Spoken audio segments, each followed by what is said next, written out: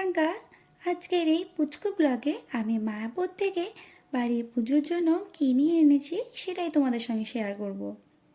তো প্রথমেই মহাপ্রভুর প্রসাদ নিয়েছি, ছোট্ট ভগবত গীতা আর রাধাকৃষ্ণের ছবি, সঙ্গে বইটিও।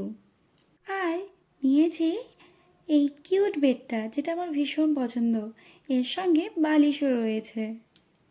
নিয়েছি এই কিউট আসনটা, সঙ্গে কয়েকটা কিউট কিউট ড্রেস, আর প্রত্যেকটি ড্রেসের ম্যাচিং করে নিয়েছি এই মুকুট।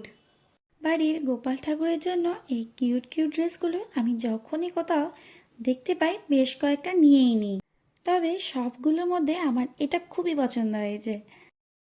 আর এখন যেহেতু শীতকাল, তাই শীতকালের পোশাকও নিয়ে নিয়েছি, আর আজকে একটা ভগবানজিকে পরিয়েও দিয়েছি, তবে বেশি নিইনি, বাড়িতে আগে থেকেই বেশ কয়েকটা রয়েছে।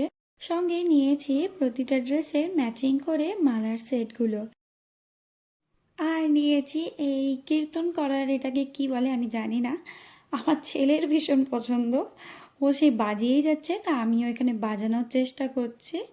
তো আজকে ব্লগটি এই পর্যন্ত, ভালো লাগলে অবশ্যই বলো, আর দেখা হচ্ছে খুব শীঘ্রই আবার অন্য কোনো ব্লগে। হরে কৃষ্ণা।